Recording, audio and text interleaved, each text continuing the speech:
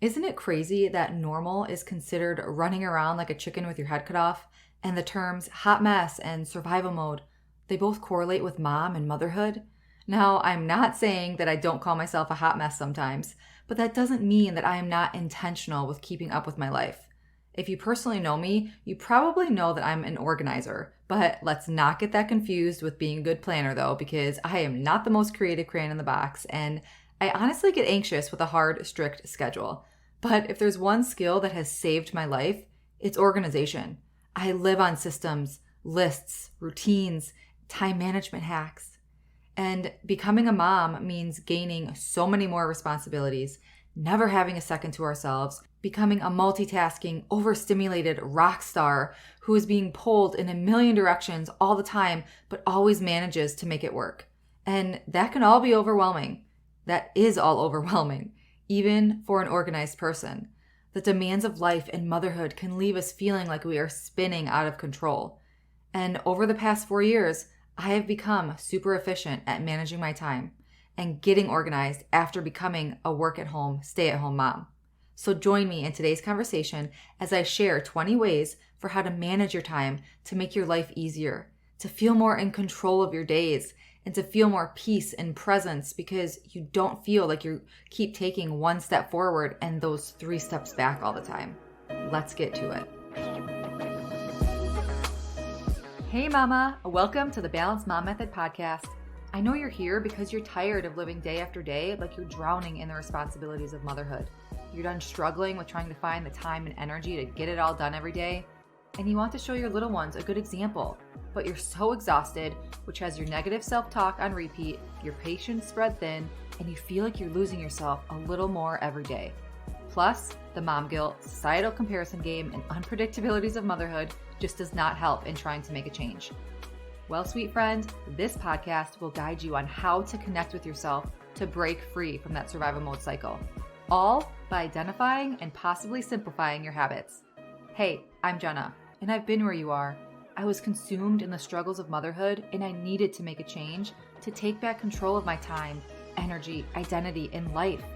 And in finding that freedom, it became my mission to help make that connection with moms that we can give our children and families the best and not at the expense of our own health, self, and well-being. Moms shouldn't have to choose between their families, priorities, and themselves. We can balance it all, and it all starts within ourselves.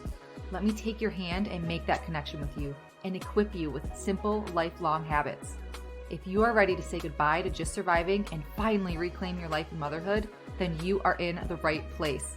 Let's get to the root of cultivating real change because it's time to feel like you again. Warm up that cold coffee, pop in your earbuds, and tighten that top knot, mama. Let's overcome together.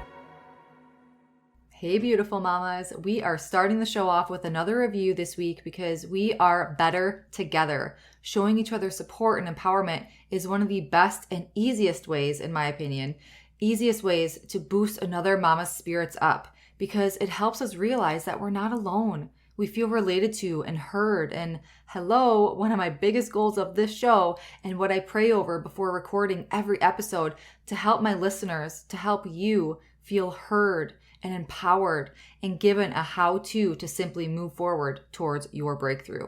So if you want to support and help this show and every other mama out there by hoping to help whatever podcast algorithms are out there, could you please head over to Apple Podcasts and leave a written review for the show? That's also the number one way you can thank me and support this show and my family. So B.A. Hines writes, such a relatable podcast. Jenna is able to put into words what all of us moms are feeling.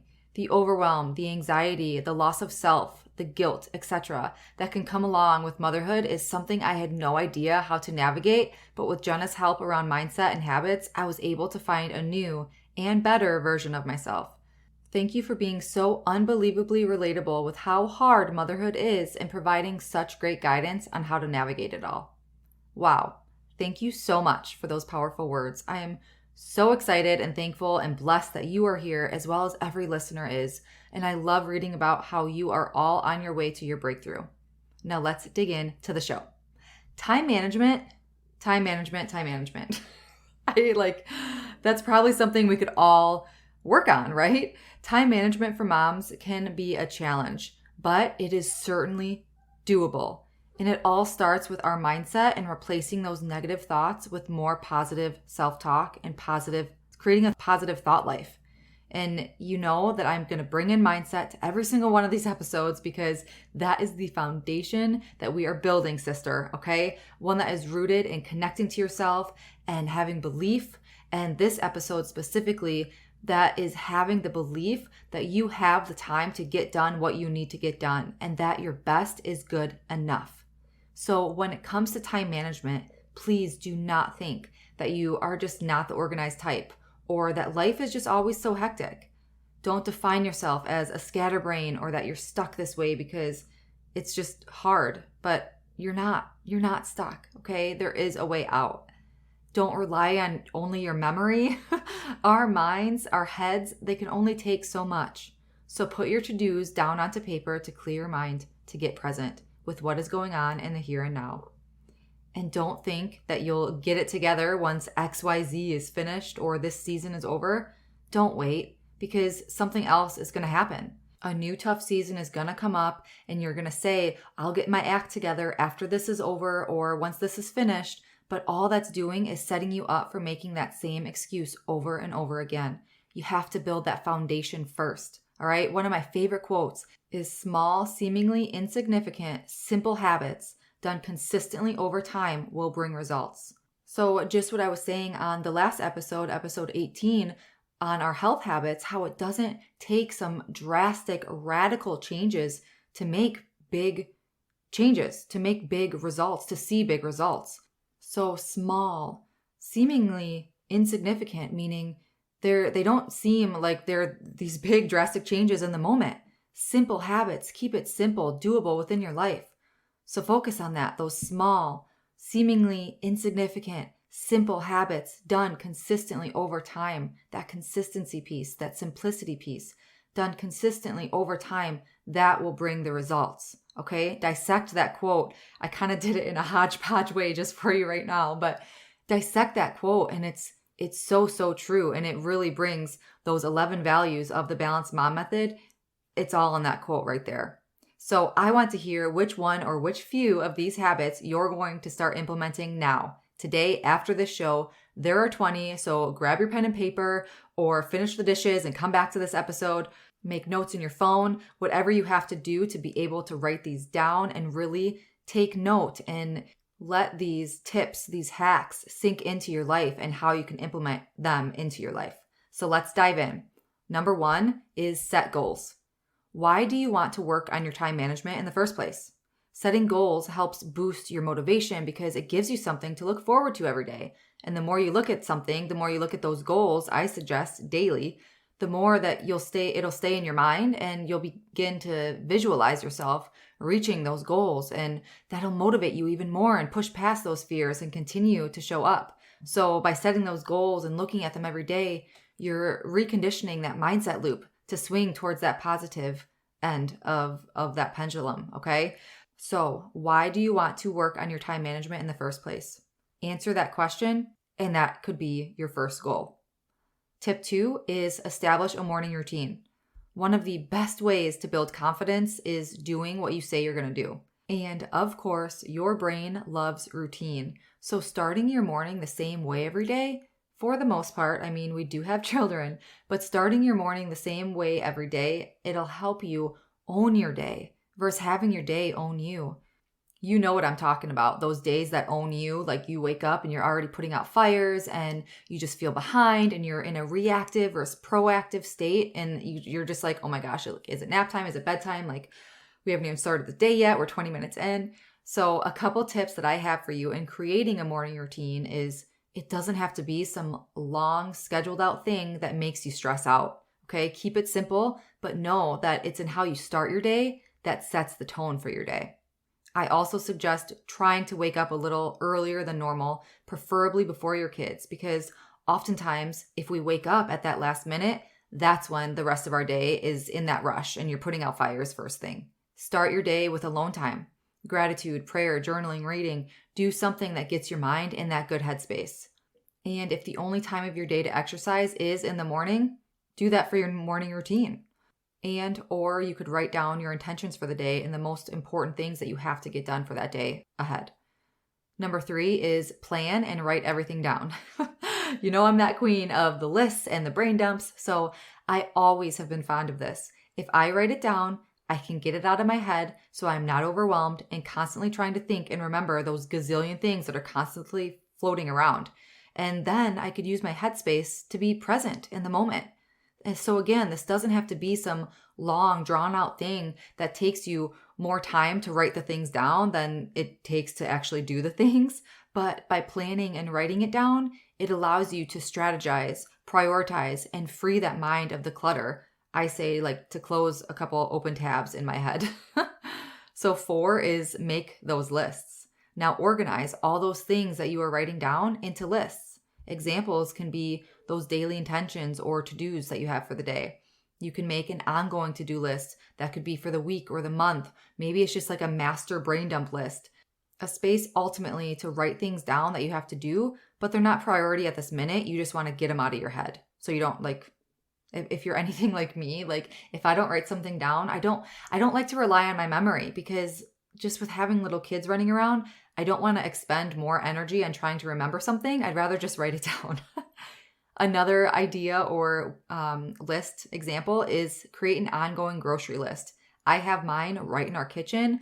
And when I'm making food or when I'm prepping or doing whatever I am in the kitchen, if I need something or we're close to running out of it, I just have that ongoing grocery list. So when it comes time to go grocery shopping or do a grocery pickup, I'm not like, running rampant trying to figure out like, what do we need? I could just sit down and do the pickup or go to the grocery store.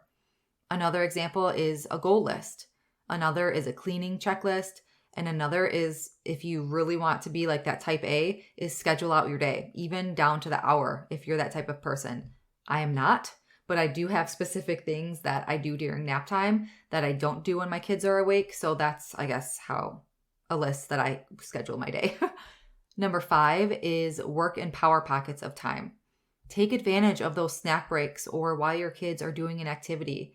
This is why writing down my daily intentions is so important, because I take that time in the morning to write that down of what I have to get done. And if I have a quick pocket of time, I can choose something quickly from that list to do instead of taking that pocket of time to figure out what it is I have to do. Like that is that analysis paralysis, right? I'm beating the analysis paralysis because I already know what I'm going to do, or the procrastination too. Number 6 is anchor, batch, and block your schedule. I have an entire episode on this, so check out episode 13. Number 7 is revolve your life around your priorities.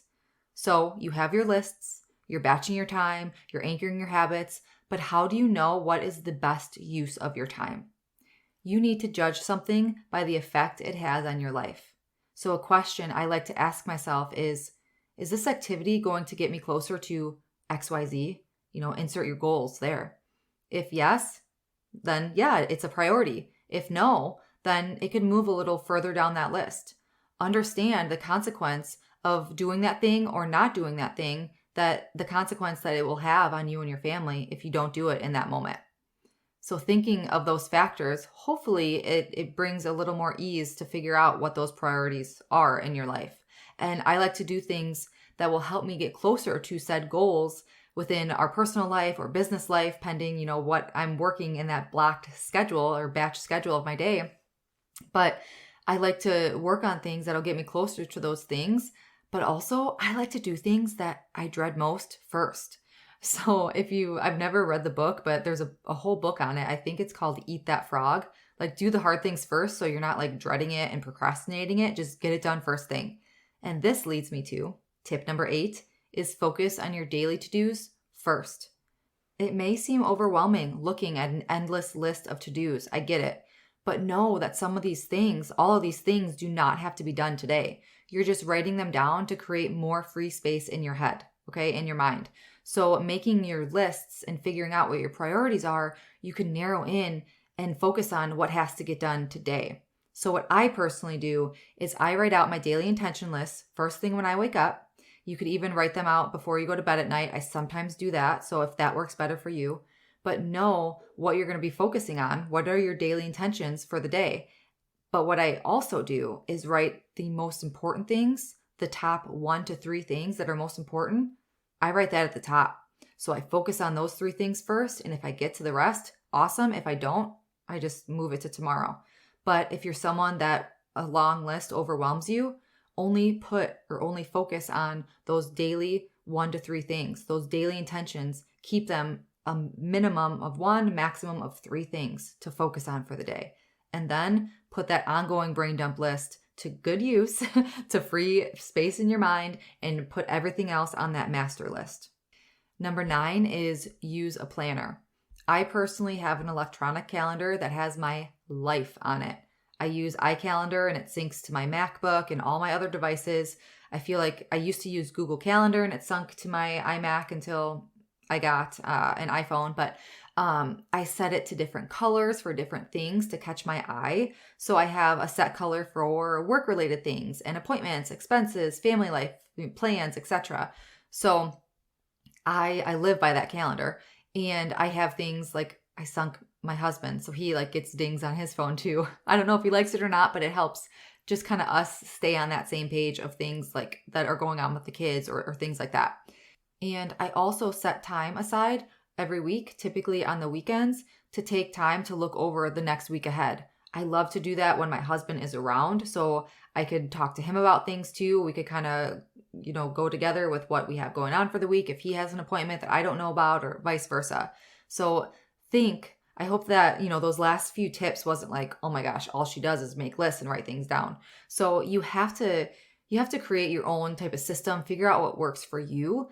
But for me, I think of all these things as a funneling system, okay? All the lists in the electronic calendar, AKA my planner, as a funneling system. So at the top, I have all the things in my head that I need to get on paper, okay? So at the top of the funnel is everything in your mind, right? Next, you can use your planner or your electronic calendar to itemize those things by date. Narrowing in on that funnel, you can then create a monthly or weekly, master brain dump big item to-do list if that suits your lifestyle. If not, just keep it on your planner. And then that bottom of the funnel is creating that list of your daily intentions for the day. So if you picture it here, like you're getting everything out of your mind so you can be present in the moment, and you're putting it somewhere. But then you need to be intentional in every single day. So you're writing down those daily intentions to focus on for the day. Does that make sense? I hope so. If not, shoot a message in our Motherhood Empowerment community. I would love to do just a specific podcast episode on this, like on my funneling system of lists. But it helps me so much in my time management and my brain capacity, if that makes sense. Because being present in the here and now is my top priority, my top intention every single day. But there's also life and things going on it's inevitable. So I get everything out of my mind, I write it down in my calendar, and then I write it down in my daily intentions to own my day. All right, number 10 is take care of tasks online. Gone are the days where you have to mail in paper checks to pay your bills and drive from store to store just to see if they carry the item that you need. Now you can simply log online, save the time and money by roaming all these, all multiple aisles and putting things in your cart that you don't need to complete so many tasks. You can set your bills to autopay. You can grocery shop online. You could run your errands on the internet and shop the World Wide Web to get your essentials and not be bogged down by ads, hopefully not, and, more add to cart things. I'm someone I just go on the website, get my thing, and I'm done. I don't browse and shop and what do I think I need? No, if I was in the aisles, I'd probably be grabbing a lot more things. So I personally, I'm not a fan of how tech savvy the world is going, because I marvel just in the simplicity and the nature and offline, air quotes here, offline life a lot more. But this is just too time saving not to do it. Number 11 is meal prep. Imagine all of your main ingredients for the week pulled out one time, prepped one time, and ready in about 1 to 2 hours, pending, if you're cooking things that take a long time to cook, versus the latter of not prepping and having to pull out each ingredient every day, 7 days a week. Talk about a time saver here. So I think of this to kind of paint a picture in your mind. Think if you eat a salad every day for lunch. If you don't prep that salad, like you could prep 7 salads in probably 30 minutes, depending what you put in it. But you could prep a whole week of salad in 30 minutes. You get it out once, you get your ingredients out once, you make the 7 salads all at once, and then you put the ingredients away, boom, you're done. You have meals for a week. But if you make the salad every single day of that week, you're pulling out the ingredients, making the same salad, putting the ingredients back. Like that takes so much time, right? So my family, we personally don't mind eating the same things every week or two. So I love to rotate between, this is dinner wise. I know I just gave you an example for lunch. So now we're on dinner, but things that we rotate between as a family is a meat, carb, and veggie meal. Like a sheet pan meal, you maybe have heard it. We recently got an air fryer, so now I love cooking our meat in the air fryer. But you could sub out the meat and use chicken one week, red meat another week, pork one week, fish one week, right? And then a carb could be rice or quinoa, sweet potatoes, pasta. The veggie could be broccoli, cauliflower, peppers, zucchini, beans. Like the options are endless. So the simplicity piece here is the meat, the carb, the veggie. And now you could just, the next time you go to the grocery store, buy a different one of those. Another meal that we always have is tacos. But I can make a taco salad one time. I can make nachos another time we have it, or an actual taco, just to change that up too if we have tacos every week or every couple weeks. Another is spaghetti. That is a staple in our house. I sometimes make spaghetti squash for me versus noodles or a casserole or lasagna just to change it up again. And finally, especially in the winter months, soup is always in our house, especially on the weekends. So chicken noodle, chicken tortilla, beef, tortellini, sausage tortellini, I saw floating around online. It was so good. Vegetable soup is another example. So in all these things, I love to make a double or triple batch and freeze the rest. So tacos, I would freeze the meat. And the spaghetti, I freeze the spaghetti sauce. The soup, you could, freeze the whole thing. So a couple more bonus tips here is I always cook more than I need. So I have leftovers for lunch and I can also make another meal out of it for dinner that I could pop in the freezer. So I am such a lazy meal prepper, but I'm efficient with it. I'm efficient with my time. I cook in bulk. Another few tips too are I always have a couple bags of frozen fruits or veggies in the freezer. So that way, if we're low on fresh foods in the fridge, I have an extra day or two to get by before I get to the grocery store that is, still kind of healthy-ish by using what I have in the freezer.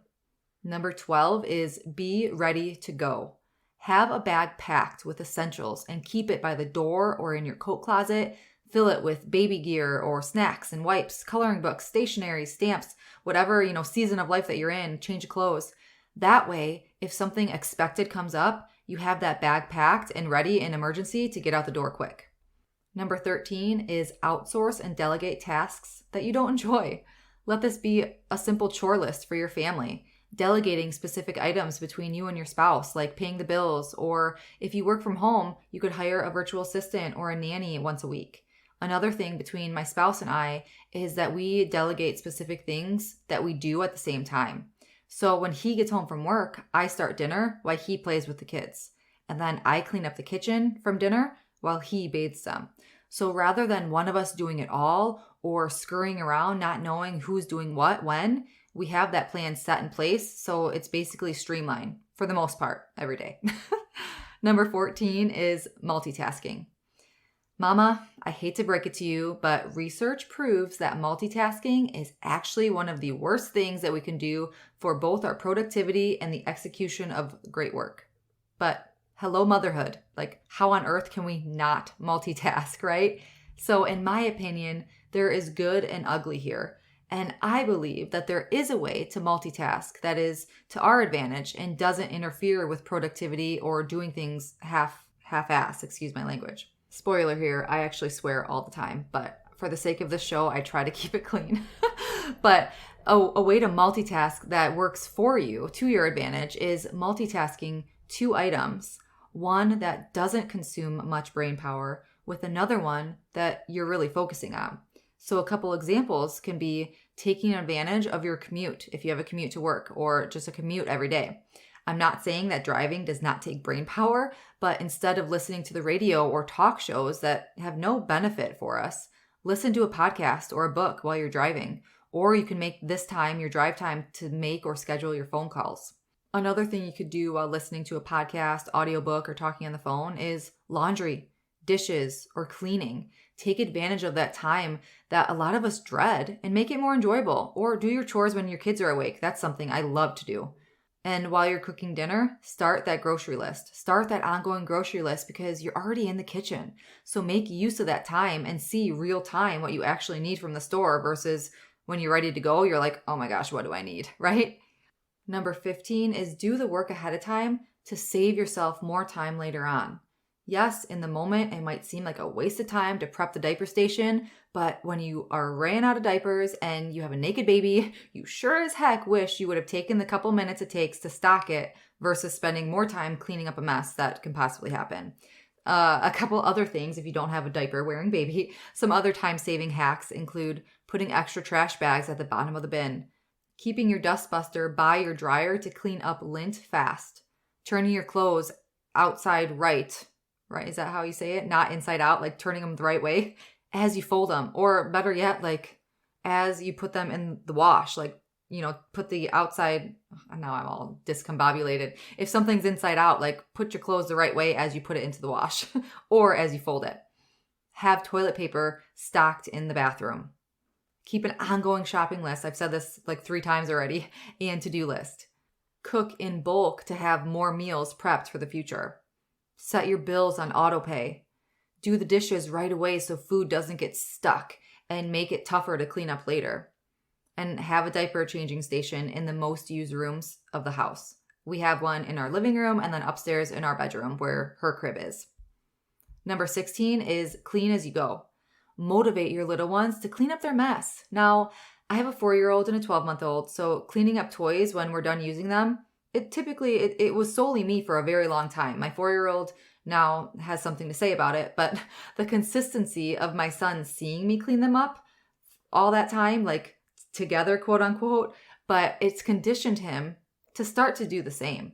We sing a song, we play the cleanup song, we make it fun, let's say, but I also consistently do it after we're done, before we move on to the next thing.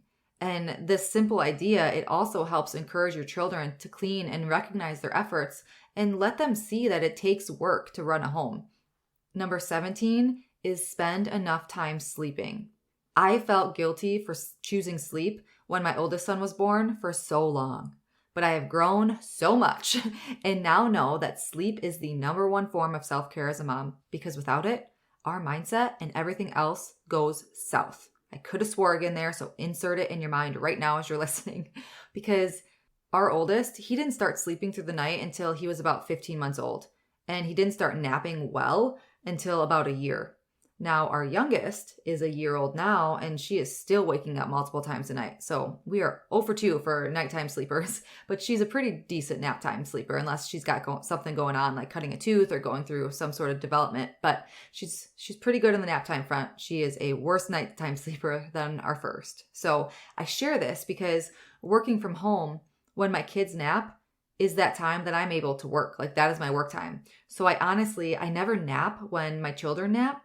But I do go to sleep relatively early, closer to that time when I put my daughter to sleep, to try to maximize my sleep that way. So if nothing else, try to prioritize your sleep needs so that you can thrive throughout the day. You will drag all day and ultimately waste so much more time if you're under rested. And like I said, lack of sleep leads to so many other mental negatives that we don't deserve, right?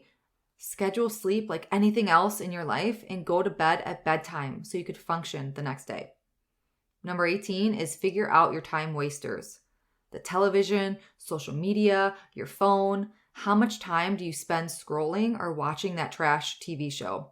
I'm not saying to never spend time just relaxing or turning off your brain to enjoy some TV, but really think about the amount of time you are, quote unquote, wasting, quote unquote, relaxing.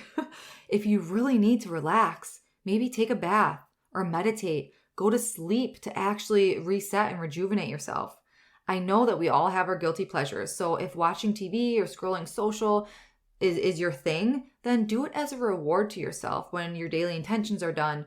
But recognize and be intentional with that amount of time and actually do things that will relax you. Because if television and social media is your thing, like your brain is actually becoming more stimulated. So to relax, you have to actually turn off to be able to relax. Okay. Number 19 is get present so you can get productive. This may be only me, but I already said it in this episode. Presence is my number one intention in life. It wasn't always, but being present in what I am doing in that very moment to give all of me.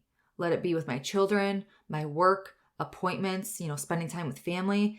That time in general, is something that we never get back. So if you take anything from this episode, please think about the importance of being present in your life, in the moments, instead of thinking about what you have to do tomorrow or that next big event or something that you have to plan for in the future. It is so easy to get caught up in thinking about the future, whether that be an hour from now or tomorrow or 10 years from now. But instead of getting anxious about the things to come, take a few minutes to reset and get present and mindful to that task, to that thing that you're doing right now. Fear of the future, it not only gets nothing done, speaking from, I'm anxious. Like I have anxiety. So this is something that I'm constantly working on, constantly being intentional with. But having fear of the future, it not only gets nothing done, but it's paralyzing. That anxiety, letting that anxiety take hold of you, it is paralyzing to the point to where you don't know where to start. You don't know what to do. And in the end, nothing gets scratched off that to-do list. And you might feel guilty for not being present in the moment also, right? Because your mind is in a million other places. So that leads me to number 20 is have a good life now. You might be wondering, how is this a time management hack? But hear me out. This is something that I really had to meditate on and journal on for a long time because it is so easy to get caught up in our goals and the lists. I know that this episode, it was very structured and list heavy and, that type of thing. If it's not your thing, I am type A, if you can't tell, but I do feel a lot of these things can benefit. And that, again, that's my perspective.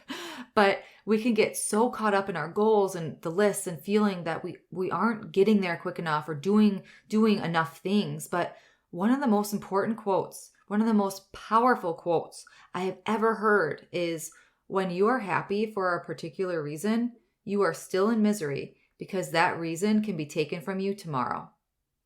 Sit with that a minute. I have always hated the term fake it till you make it. And hate is a very, very not used word in this house because our son wants to say that word for everything. So we're really trying to get to the bottom and the power behind the word hate. So if I say hate, it's big time. I do not like that term, fake it till you make it. That saying, it's ingrained in my mind because actually from my college intern mentor, she said it often. And it always rubbed me the wrong way because I was interning to work in oncology and to become a radiation therapist. I didn't want to fake anything when it came to someone else's health. I never wanted to fake anything, period, even if it was to try to boost my own confidence. And that's when I understood why that saying wasn't for me, because we have to be happy and have a good life now if we ever want to get to where we want to go. So I'm not going to fake anything. I'm going to live here in the now and be happy in the moment and take it for all that it is now. There is no path to happiness. Happiness is the path. Thank you, Buddha, for that quote. So we need to stop chasing happiness because it's blinding us from the many blessings of the present. We spend a lot of time trying to figure out that next thing that's going to make us happy or that next bit of success that we can reach, but not nearly enough time focusing on enjoying the life that we already have. Let that sink in for a minute. There is no path to happiness. Happiness is the path. When you're happy for a particular reason, you are still in misery because that reason can be taken from you tomorrow. So out of all those time management hacks and tips and all these how-tos for organization and lists and yada, yada, yada, it all comes back to that present moment, that living in the now and being happy and being grateful for that you have now, okay? yeah, we could, try to maximize our time and productivity, but it comes down to the life that we're living now. Okay. I know the stressors and feelings of the lack of time, or, that I didn't get anything done today. The kids were just, whatever. And then when you do get that minute, where should I be putting my energy? Because I can make a phone call, or I could fold the laundry, I could do the activity, or prep this or prep that, or take a minute to just be. Like, I get it. I totally understand that feeling of having a lack of time. We are always pulled in so many different directions. So I hope that these tips gave you some ways to take back control of some of your time. Not all of them. I know all 20 of them, you're probably like, oh my gosh, like, how am I supposed to do all these?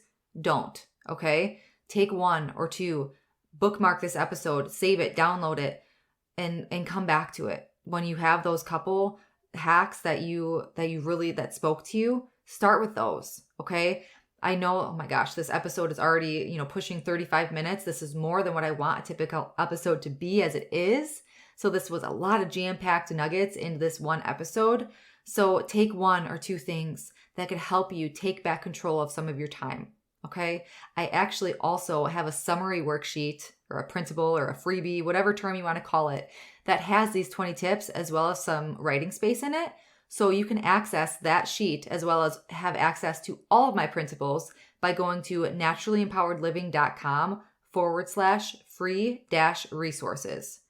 That is a good spot to have access to all my resources that I've created, that the freebies, if you will. And if you are ready to truly start shifting the way you think and aren't exactly sure how or where to start, and you want a little bit more than this podcast, a little more of a step-by-step, start-to-finish how-to, check out the Balanced Mom Method online course. We dive into the meat of my IASI approach of the Balanced Mom Method formula and really hone in on the 3 areas of mindset, health, and time management in order to make a sustainable change over time. Let's start by doing the groundwork. Build the foundation, build your inner habits, and then your outer habits cannot be shaken because you're building them the right way. Check out the Balanced Mom Method online course by going to bit.ly/TBMM course, or check the show notes below. Both links will be there. Gosh, I know that was a lot. So thank you for being with me in this episode. We're pushing 36 minutes now. I keep looking at the time and I'm like, I like to keep these short and sweet and to the point, 20 minutes, max. So thank you so much for spending time with me today on this episode. Until next week, Mama, as always, simply be you. You have everything inside of you to reach your breakthrough. I'm sending my love and light. Did you find this episode very well worth for farming? Please leave Mama a review. Thank you so much for spending this time with me on the Balanced Mom Method podcast. I pray this episode has grown and helped you in some way. If it has, I'd be so grateful if you left a review sharing how it's impacted you. It truly lights me up hearing you're on your way to your breakthrough. And then, please share this episode with another mom who may be struggling to remind her we are never alone. And remember, there isn't ever a one-size-fits-all to overcoming our personal hardships, but there are a lot of parallels with how we show up to our lives and common habits we can make our own to live an intentional life full of peace, presence, confidence, clarity, and balance. Be sure to check the show notes for additional ways to connect with me, our mom community, and resources and courses for you to overcome your survival mode cycle once and for all with doable habits. Thank you. I appreciate all you are and all you do. Sending my love and light.